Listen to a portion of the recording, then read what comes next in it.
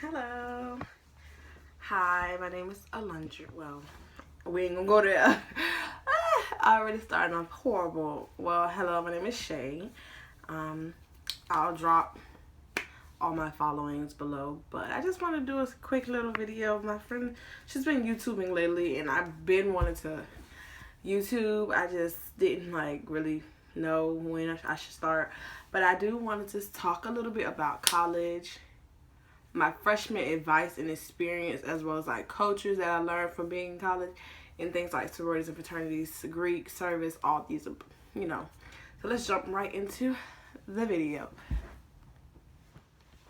So, anyways, well, I am a sophomore now out at a HBCU in Miami, Florida Memorial, and yes, so being at a Florida Memorial, especially since I'm from West Central Florida, which is right in between Tampa and Orlando, the two biggest tourist cities in Florida, it's you're used to just kind of people, but not as much culture within people. So it's just everywhere from everywhere, people coming everywhere. I can barely talk, but you're not really used to actually people being from what they are, Caribbeans being from Trinidad or being from Jamaica, places like that. And when I got to Miami, I met so many people who just was coming over. They still had that accent, they still had their culture, they still had their ways, their dialect, their language, whatever the case may be. They still had it all with them because they just came over, or they recently came over years ago. So it was a really big new change for me. So one thing I can say with my freshman experience, I don't really too much regret a lot of the things I did. I regret some things, but I just live and learn from them. I just push forward. Anybody who knows me around school, I'm quiet. I'm quite quiet. You won't see me with a lot of people. And I had a little clique I was running with. And two of them were Jamaicans and one of them was Haitian. And the Haitian was we were two peas in the pod, can't break us apart. So that was my girl, and we, the whole clique we all ended up falling out. That's another story time. So, if y'all want that type of stuff, I don't know, this is my first video, so I'm not sure what y'all want. But yeah, we, just being around them, it was us four all the time. Sometimes my roommate would tag along, but she was from Tampa. So it's we didn't really have a lot of experience dealing with people who held their culture so high with them. So it's being around them, they taught me a lot. People used to always say, oh, you speak Jamaican? And I never knew it was an actual dialect called patois. I learned that. I'm they used to speak to patois. They used to trying to teach me how to, wine, mommy, wine. They just trying to teach me so much stuff that I didn't know nothing about because of where I was at, And then especially my Haitian friend, she would teach us little phrases and little things her mom would call. And that was the funniest because she used to just call and be talking about, oh, what happened today, or her, her dad, what he did. And she would be yelling, and you were thinking is this girl getting in trouble? We always had to be quiet. Every time her mama called, we all had to be quiet. We could not make one sound because if her mama heard somebody in the background, that was going to be a whole nother discussion.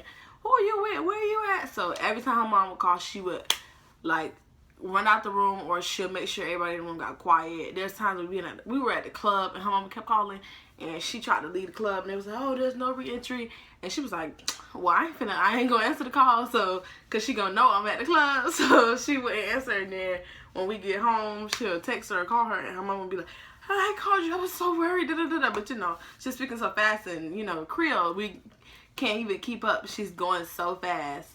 Oh my God, why you didn't answer the phone? And sometimes her dad would call, and they wouldn't call 1, 2, 3 times. They'll be calling 6, 7, 8, 10 times. Both of them, both parents. And I'm not used to that. I'm used to maybe when I was younger, my mom would do that, but not just on the everyday constant basis. She had to talk. Her mama had to talk to her. Even if she didn't want to talk to her, she still answered the phone because she knew her mama was gonna go off. So it's it was so much that they taught me just running around with that clique, and we would never get in trouble. people knew me, they would always associate me with them, and vice versa. Like, oh, what the rest of the girls? Like, oh, y'all ain't running together today and stuff like that. So when we fell out, a lot of people around campus were like, what's going on? Like, even dudes that we used to talk to, like, I been, you know, one of the dudes she used to talk to, you know, they had a little clique and we had a little clique, and we ended up talking to each other, and it kind of just worked out that way because it was enough of us and enough of them, and then we ended up like becoming one clique, and we gave ourselves a name to bounce off of their name that they already had. So, you know, and we used to be like, Black Peas, and if they're watching Black Peas, so they know what I mean when I say that, Black Peas, you know. So yeah, and we just, you know, we was the renegade. We just was always together. I spent my 18th birthday with them. I spent 19th. I'm 19 years old. I don't know why I said 18. I spent my 19th birthday with them. They spent their 19th birthday with me. It was like our very first college birthdays. We spent together so much that we did together. Like, we were always, I'm trying to get my hair right, y'all. We was always together. Like, we studied together. We partied together. We slept. Not like that, but we slept together. I stayed in her room. She stayed in my room. Like, everything. We used to eat together, go to class together, like, even though we didn't have classes together, because I'm an honor student, so my classes were totally different schedule-wise and professor-wise from them, and they were just regular students, you know, and so I would always have kind of a more lenient schedule because the professors, they only teach at a certain time and, like, in certain days. So, and I had to use those professors because I'm an honor student. So, it's like, my Fridays, I had one class. And I'm good for the rest of the day. And it was a morning class of 10 a.m. You know, but for them, they had an 8 o'clock class, or 1 o'clock class, 11 o'clock class, you know, because their classes were Monday through Friday, you know, you know how it goes, college students. If you don't, high school students that's going to end up watching this. In college, you can choose your classes, you can choose what days, what times, all that good stuff. And the professors, some professors, like, they'll only do one class, which is like, you come to me once a week, 5 to 7:30, 5 to 10:30, just different time frames. I've never seen the 5 to 10:30. I've seen the 7:30 to 10. I've seen, you know, different time frames, but it have to be long enough for the fact that it's only one day. So I had professors like that where I would only see them once a week, and I had professors I only see them Tuesday and Thursday. So it kind of like, my schedule I was always done chilling, except for the times I had night classes, and their classes always started so early in the morning. They would be done the nights I had night classes. So whatever, child. Anyways, back to what I was saying. So, you know, when me and them ended up falling out, the dudes that we were talking to, they would see me and they're like, hey, well, what's it called that? And it just would break my heart because we stopped talking to each other. So it's like, oh, I don't remember her no more. And they just be like, what's going on? Why y'all not talking no more? Like, that's the crew, you know. Like, all I used to be like, we just not fooling with each other no more. So if y'all want to hear about that story, that's a whole nother story. You know, I ended up falling out with them because I was, you know, joining a sorority. And I'm not going to talk about what sorority I am in this video. If y'all want to hear about that, get this video to like 75 likes. You know, I'm going to give it like a couple weeks, you know, maybe 2 weeks because I am new. But, you know, being around Bahamians, Jamaicans, people from Africa, I have a friend from Nigeria. I had a friend from Senegal. We ain't friends no more. I know another girl from Senegal who was trying to be my friend. My friends were Jamaican and Haitian. I had new people from Europe that came over to go to school, play soccer at my school. My math tutor was my little crush. But he was from Germany, so many places. But my favorite was, I really learned so much from Bahamians. Truthfully, honestly, like, because actually I really didn't even know what the Bahamas was like, because that just wasn't talked about in my neighborhood or know where I was at, because we were not so close to borders. We wasn't so close to like other islands. So when I got down there, like, oh, I'm from Bahamas, I'm like, what do you call them people that's from Bahamas? Like, are they Bahamians or something? Like, Bahamians? That's what I was calling them at first, Bahamians, and they was like, no, it's Bahamians. So yeah, y'all probably laughing at me like, what the fuck is Bahamians? So, but I really didn't know because I wasn't exposed to that. So when I, you know, got engaged and started liking, like, some of my alpha friends, most of them are Bahamian. some Sigmas that I know they're Bahamian. Like, you know, even some Zetas.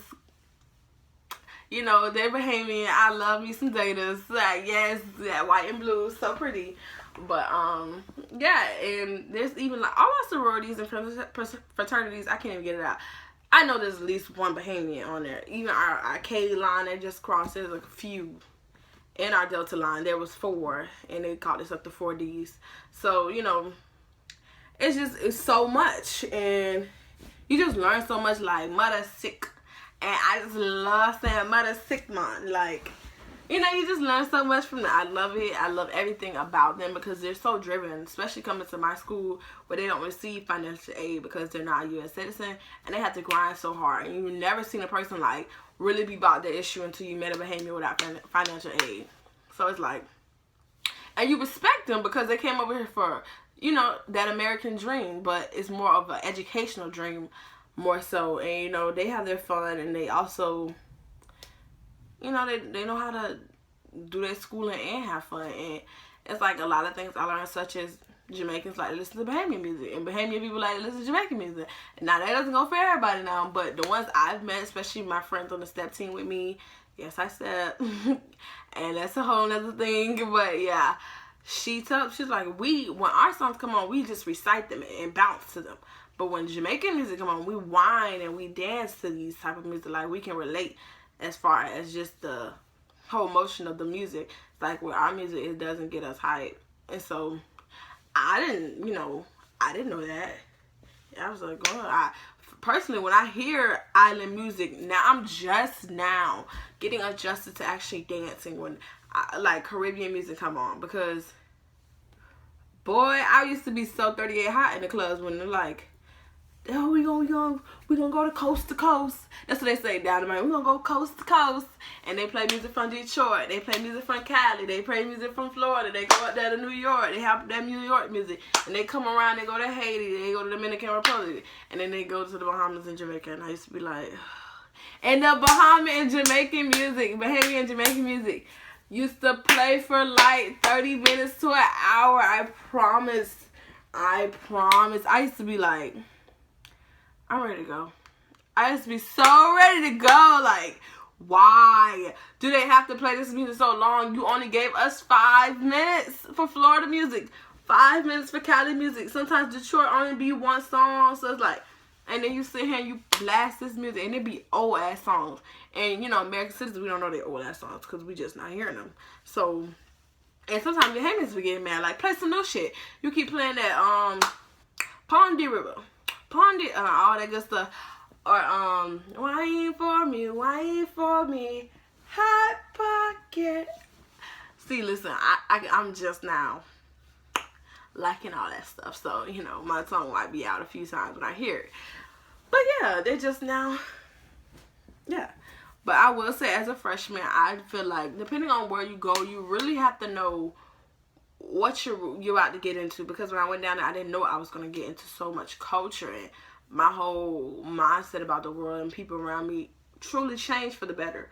Like, truly did. I have so much respect in regards to other people, especially people from the Caribbean islands. I have a friend that we done just got into a little scuffle, but he's from the U.S. Virgin Islands. I've met a few of them, and they're one of the humblest people I know, and like, it's just you grow so much from being around people that have been in different areas and different situations. So if you're going to the school and you're considering school and you really want to grow as a person, go to somewhere that you're not comfortable with. Go somewhere that you person, like, you can live there.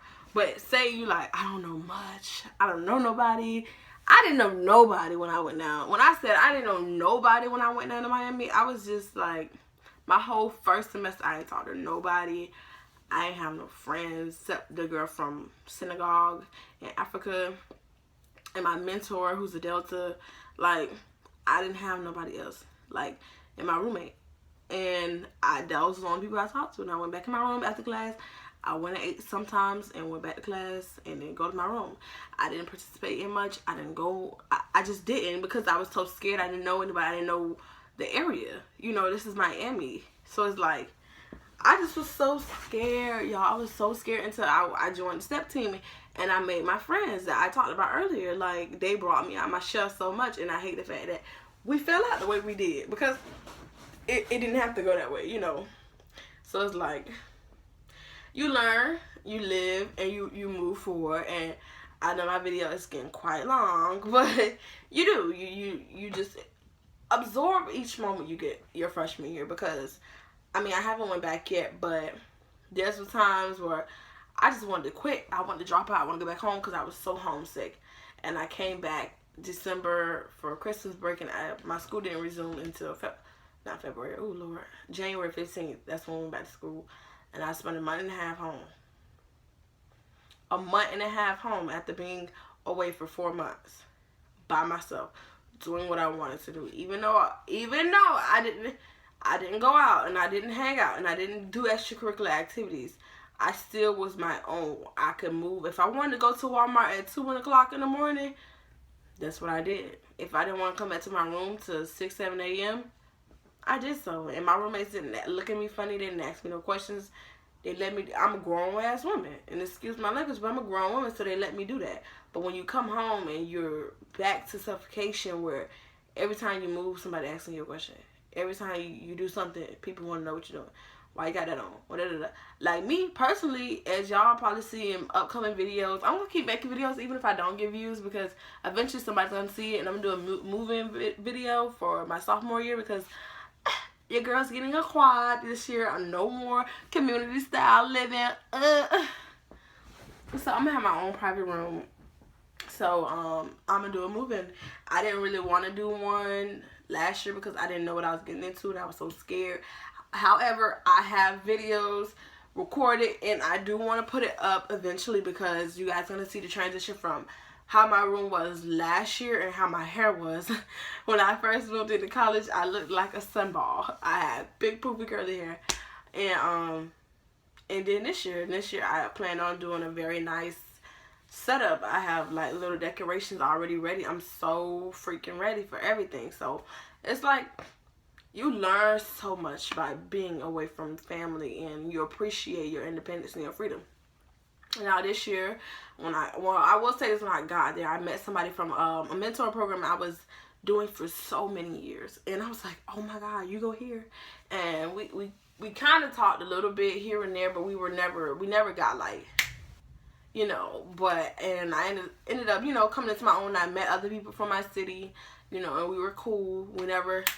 I was never like with everybody from my city, because one, I don't need you to remind me of, no. I just don't need you to remind me of where I'm from. So it's like, oh well, but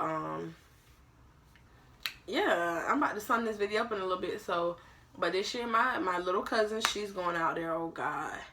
And it's gonna be a whole new thing, but yeah, so that will be an experience in itself. I'm gonna try not to be overprotective. I'm gonna try not to cramp her style, because freshman year is all about the growth of learning your own self and your independence, because you think you know who you are until you're put in a position to test your morals, because nobody knows you like you until you don't know who you really are. Because me, I didn't change one bit. They're like, oh, when you get to school, this when you gonna start drinking, you gonna start smoking, you gonna start having sex like you crazy, all this, they're gonna have you, you know, coercing you into taking pills and stuff. Nobody coerced me to drink. People threw drinks in my face all the time. Drink this, try this.